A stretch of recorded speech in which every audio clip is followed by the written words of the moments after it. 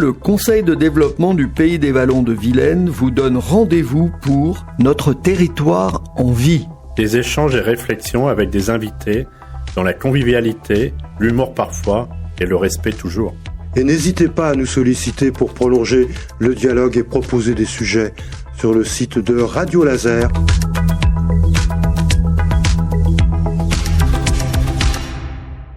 Bonjour à toutes et à tous, Notre territoire en vie avec Éric, Pierre-Emmanuel et Bernard. Nous recevons pour la deuxième chronique le professeur Sébastien Bourdin. Bonjour Sébastien. Bonjour. Et nous allons parler pour cette deuxième chronique d'économie circulaire et voir la différence avec l'économie linéaire, donner des définitions. C'est Éric qui va piloter beaucoup plus cette chronique, donc je vais lui laisser beaucoup plus la parole. Pierre-Emmanuel et moi, éventuellement, interviendrons si on a des idées. Merci Bernard. Ouais. Bonjour Sébastien. Nous allons parler un peu d'économie circulaire. Tu as déjà un peu abordé lors de la séquence précédente un peu tes activités. On parle beaucoup aujourd'hui d'économie circulaire dans la presse, dans les médias en général, mais en fait, peu de gens, dans mon entourage, je trouvais que peu de gens arrivaient à mettre des actions, des choses sous ce terme économie circulaire. Est-ce que tu pourrais un peu dire pour nos auditeurs comment tu vois, quelle est ta définition de l'économie circulaire, quelles sont ses implications concrètes dans la société? On viendra après sur des exemples, mais un peu comment tu présentes l'économie circulaire? En fait, l'économie circulaire, c'est un nouveau modèle économique qui vise à réduire la consommation de ressources naturelles et la production de déchets. Et donc, ça veut dire favoriser la réutilisation, le recyclage et la valorisation des matériaux. Alors, pourquoi c'est important l'économie circulaire? Aujourd'hui, on est dans un modèle dit linéaire, c'est-à-dire qu'on extrait de la matière première, on produit quelque chose, on le consomme et on le jette. Et ce modèle-là, ça entraîne un gaspillage massif de ressources. Deux, ces ressources qu'on gaspille et qu'on extrait, la plupart ne sont pas renouvelables. Trois, ça entraîne une pollution croissante parce que on jette beaucoup de choses. Et puis quatre, on est dépendant économiquement de ressources qui sont extraites à l'autre bout de la matière, à l'autre bout de la planète, donc de matières premières qui sont extraites à l'autre bout de la planète. Et ces matières premières, elles sont détenues par des pays qui sont pas forcément des pays alliés. Et donc, l'idée de cette économie circulaire, c'est d'essayer de repenser notre façon, au lieu d'extraire, produire, fabriquer, jeter, d'aller dans un système beaucoup plus de boucles fermées, où on optimise les ressources, on réduit aussi les impacts environnementaux. Et donc, un peu ce concept, cette politique, parce que c'est plus qu'un concept, au niveau européen, c'est devenu une politique qui s'est déclinée dans les différents pays. Ça date de 2012 à peu près, une douzaine d'années, une bonne douzaine d'années, un peu cette politique. Où en est-on aujourd'hui? Est-ce qu'on a avancé? Est-ce que, dans cette un peu mise en place de cette économie circulaire, de la diminution de l'utilisation un peu de matières importées, de recyclage, où en est-on un peu à ce niveau-là, en France et puis au niveau européen? Alors, tout d'abord, ce qu'on peut dire, c'est que tout le monde fait de l'économie circulaire aujourd'hui. Tous les citoyens font de l'économie circulaire. Aujourd'hui, on a cherché à réduire le gaspillage alimentaire. Nous tous, collectivement citoyens, on évite de gaspiller.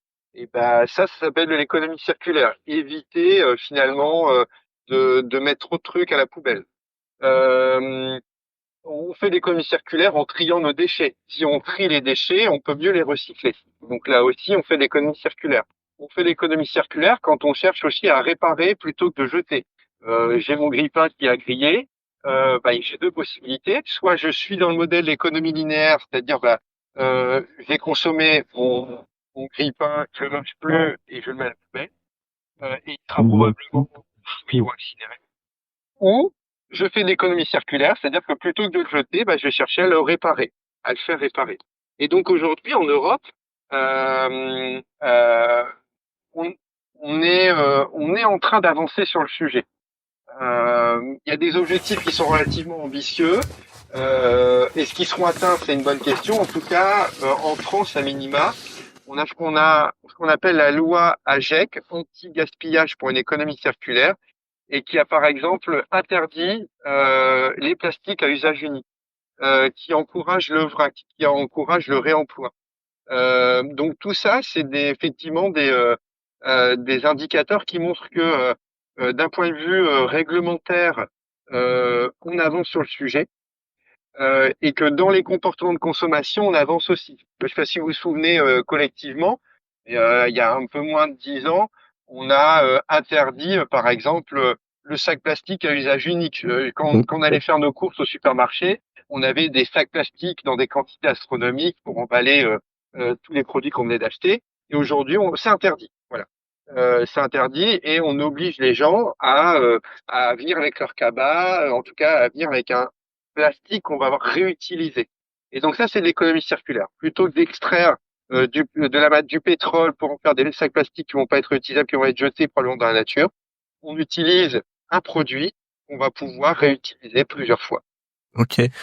Par exemple, est-ce que des choses que l'on trouve sur notre territoire, comme les Repair Cafés, les recycleries pour les vêtements ou d'autres produits manufacturés, font partie de ce concept d'économie circulaire?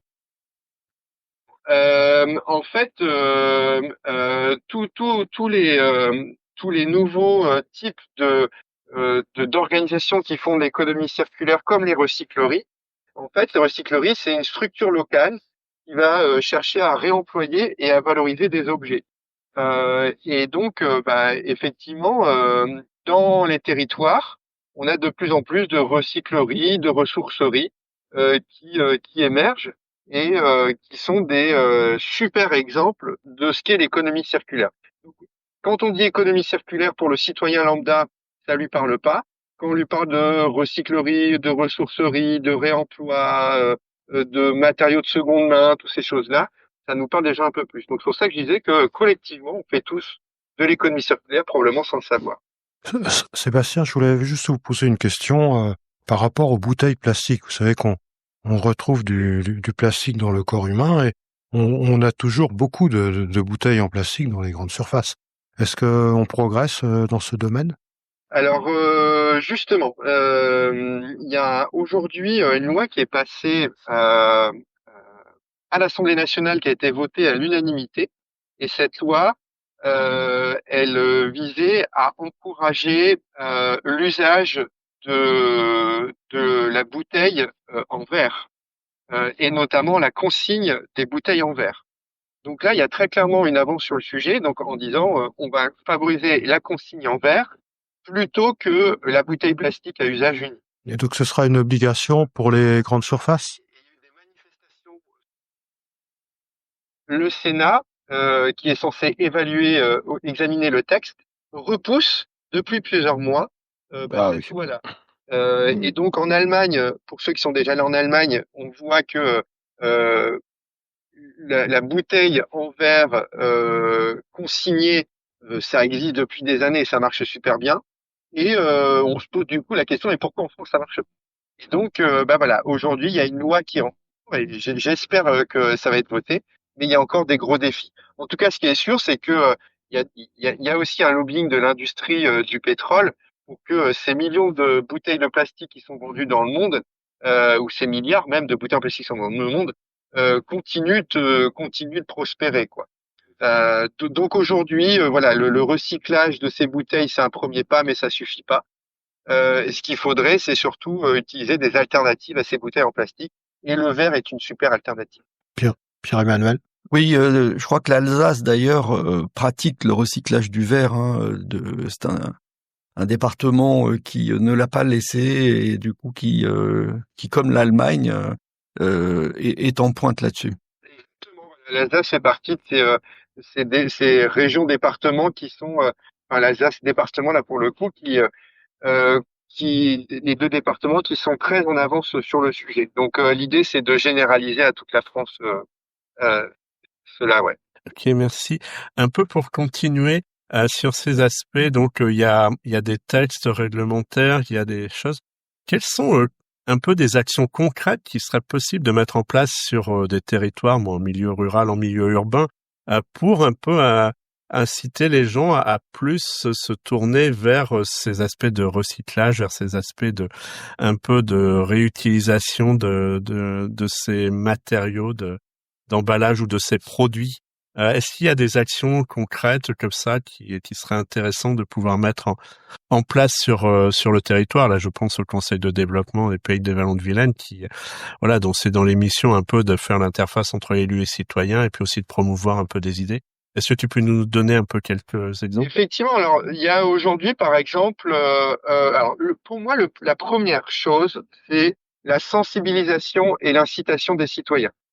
Il y a eu la création d'un label municipal qui s'appelle Territoire Zéro Déchet et qui vise justement à accompagner les citoyens, les ménages, à trier et du coup à comprendre quels sont les gestes du quotidien qu'on peut faire. Donc pour moi, le nerf de la guerre, c'est qu'il faut changer les comportements des consommateurs. On nous a mis dans notre tête depuis tout petit que le déchet, c'est pas grave, et au pire, quand on met dans une poubelle, c'est trié et ensuite on en fait autre chose. La réalité, c'est que 33% des déchets qu'on met dans les poubelles sont incinérés et 33% des déchets qu'on met dans les poubelles sont enfouis. Donc soit d'enfouissement, soit d'incinération. Donc le recyclage du déchet, c'est encore une petite minorité. Et donc, pour que ça devienne une majorité, il faut que collectivement, on prenne conscience en tant que citoyen des gestes qu'on peut faire au quotidien. Et donc, il y a un vrai besoin de sensibilisation des gens. Si on ne sait pas comment faire, on ne fait pas. Donc, ça passe évidemment par des actions un peu plus générales, mais ça peut par exemple être privilégier le vrac pour les courses, apporter ses sacs en tissu en contenant réutilisable. Ça peut être refuser les sachets plastiques et les couverts jetables. Ça peut être opter pour une gourde au lieu de bouteilles en plastique. Ça peut être utiliser un sac à pain en tissu, des bocaux en verre et des boîtes alimentaires réutilisables, par exemple.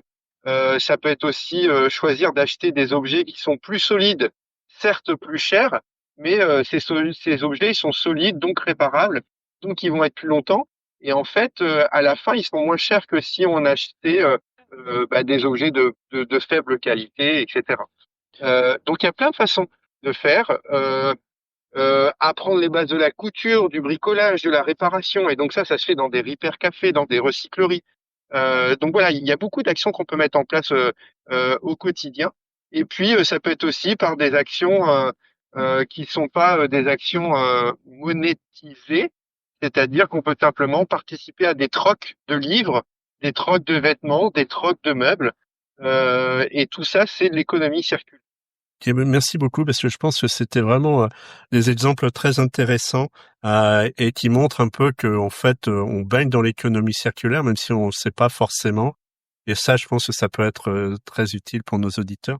Un peu pour continuer un peu sur cette discussion, on va revenir peut-être sur ce dont tu as parlé tout à l'heure lors de la première séquence sur la chaire d'excellence européenne économie circulaire et territoire. Et un peu, est-ce que tu peux nous dire comment ça fonctionne, un peu une chaire européenne, quelles sont ses ambitions, ses travaux? En fait, il y a trois grands aspects, trois grandes missions. La première, c'est de la recherche et produire de la recherche et de l'expertise. La deuxième, c'est faire de la sensibilisation et de la promotion. Et la troisième, c'est faire du plaidoyer et de l'influence. Donc la première mission, et c'est des missions qui sont pas spécifiques à la chaire que je pilote, c'est toutes les chaires financées par la Commission européenne sont ce même modèle, c'est produire de la connaissance. Donc c'est essayer de comprendre et d'analyser. Et nous là, on essaye de comprendre et d'étudier qu'est-ce qui fait que les consommateurs n'arrivent pas à trier ou préfèrent la bouteille en plastique unique plutôt que des bouteilles en verre, etc., etc. Donc, et qu'est-ce qui font que certaines entreprises sont en avance et d'autres en retard? Qu'est-ce qui font que certains territoires mettent en œuvre cette transition circulaire et d'autres, au contraire, sont réticents. Donc c'est comprendre et analyser ça. Et puis aussi cartographier les initiatives. Il y a plein de super initiatives en Europe, très inspirantes, de consommation responsable, de réemploi, de recyclage, de valorisation des déchets. Et donc on essaye d'identifier les bonnes pratiques et pour ensuite faire en sorte que ces bonnes pratiques elles soient utilisées par d'autres. Et ça fait le lien avec la deuxième grande partie de la chaire, qui consiste à sensibiliser, à faire la promotion.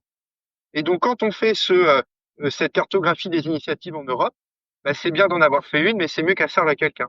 Et donc ensuite, mon objectif, c'est d'aller faire des présentations devant des entreprises, devant des élus politiques dans les collectivités territoriales pour leur dire, regardez ce qui se passe ailleurs, on peut mettre ça en place, et ça correspond à ce que vous aimeriez bien mettre en place. Donc voilà comment on va le mettre en place concrètement. Et donc, on informe le grand public, les décideurs politiques, les acteurs économiques, au bénéfice de l'économie circulaire pour l'environnement, l'économie et la société. Et donc, on va aussi, donc c'est de l'information, mais c'est aussi de la formation. Et donc là, on va proposer des formations et des ateliers, soit pour faire découvrir ce qu'est l'économie circulaire, ou pour renforcer les compétences des acteurs locaux sur les questions d'économie circulaire. Et puis le dernier point, c'est plus la question liée au plaidoyer à l'influence. Donc ça, c'est en gros, nous, on est sur le terrain, on va rencontrer des élus politiques, on va rencontrer des entreprises, et ces élus politiques et ces entreprises, elles nous disent, en fait, nous, notre problème, c'est qu'on ne peut pas mettre ça en place parce qu'il y a une législation qui ne nous permet pas. Il y a un élu politique qui dit, moi, je peux rien mettre ça en place, mais il n'y a pas de financement public dédié qui permettrait de faire l'effet levier. Et moi, je récupère aussi toutes ces informations-là et je vais faire ce qu'on appelle du plaidoyer de l'influence, c'est-à-dire que je remonte à Bruxelles et à Bruxelles, j'explique aux décideurs politiques les principaux problèmes rencontrés par les acteurs et je leur propose aussi des solutions pour résoudre ces problèmes-là. Et après, c'est aux élus politiques et aux décideurs européens de décider s'ils ont envie de mettre ou pas en place les propositions que je leur soumets. Mais voilà, c'est l'idée de faire du lobbying, du plaidoyer de l'influence pour favoriser le déploiement d'économies circulaires par les entreprises, les citoyens et les collectivités. Okay. Donc ça, c'est les trois grands. Et en parlant justement un peu des collectivités, des plaidoyers, tu es basé à Caen, donc en région Normandie. Est-ce que tu as quelles sont tes interactions avec un peu les élus de Caen ou de la région Normandie et par rapport à cette problématique, à cette question de l'économie circulaire? Est-ce que tu as des choses concrètes déjà qui ont été mises en place, de par un peu la vulgarisation des travaux que tu as pu faire auprès des élus? Alors effectivement, c'est un sujet là, par exemple, la semaine dernière avec la région Normandie, on a organisé une demi-journée donc à l'école sur l'économie circulaire comme levier de développement des territoires. Et donc, on a fait venir des élus politiques de partout en Normandie, mais aussi on a fait venir des personnes qui travaillent dans les collectivités, donc des agents publics, et en gros, c'était l'idée de leur dire, voilà comment on fait de l'économie circulaire et voilà comment vous pouvez en faire concrètement, vous, à votre niveau, dans vos territoires respectifs. Et l'année dernière, on a fait aussi une grosse étude pour la métropole de Rouen-Normandie. Et donc, cette étude, elle visait à comprendre quels sont aujourd'hui les freins que rencontrent les acteurs de la métropole pour déployer l'économie circulaire et quels sont les leviers, les recommandations qu'on pourrait faire à la métropole pour que être mieux accompagner les acteurs du territoire. Et cette étude-là, c'était, on va dire, une version 1, dans le cadre d'une perspective beaucoup plus large de la métropole de Rouen qui souhaite développer une vraie stratégie d'économie circulaire à l'échelle de la métropole en entier. Et à Caen, là, en ce moment, je suis rapproché des services, notamment en charge de la transition écologique, et on va mener aussi une étude un peu similaire sur la métropole de Caen. Mais en tout cas, ce qui est sûr, c'est que il y a les élus politiques en général ont une vision très partielle de ce qu'est l'économie circulaire, et on met souvent derrière l'idée du recyclage. Or, le recyclage, c'est qu'une partie de l'économie circulaire et on peut aussi réemployer, réutiliser, réparer, et tous ces enjeux-là sont des enjeux qui peuvent être déployés facilement dans les collectivités. Très bien, mais je pense qu'on arrive à la fin. Et ce que je voudrais un peu mentionner, là on a parlé un peu de tes activités en Normandie, mais ce que je voudrais dire, c'est que aussi, je crois pouvoir dire que fin novembre, dans le cadre de la semaine un peu du recyclage qui est portée par l'Union européenne, tu viendras donner une conférence à Rennes sur ces thématiques-là. Ce sera quand exactement? La date n'est pas encore fixée. Pas fixée, d'accord. La Normandie, donc elle est vraiment partout en Europe. Et donc par exemple, je suis allé en Roumanie en décembre faire une intervention auprès des élus. J'ai fait la même chose à l'île de la Réunion aussi en décembre. Et donc là, j'irai un peu moins loin, à Rennes, et je viendrai avec plaisir justement partager ce qu'on fait et parler un peu de ces sujets-là. Ouais. Très bien. En tout cas, vous êtes le bienvenu, Sébastien, bien sûr. Et venez nous voir aussi à Guichen, c'est pas loin, c'est à 20 km de Rennes. Ok. On va finir cette deuxième chronique et on se retrouve la semaine prochaine. Merci beaucoup Sébastien.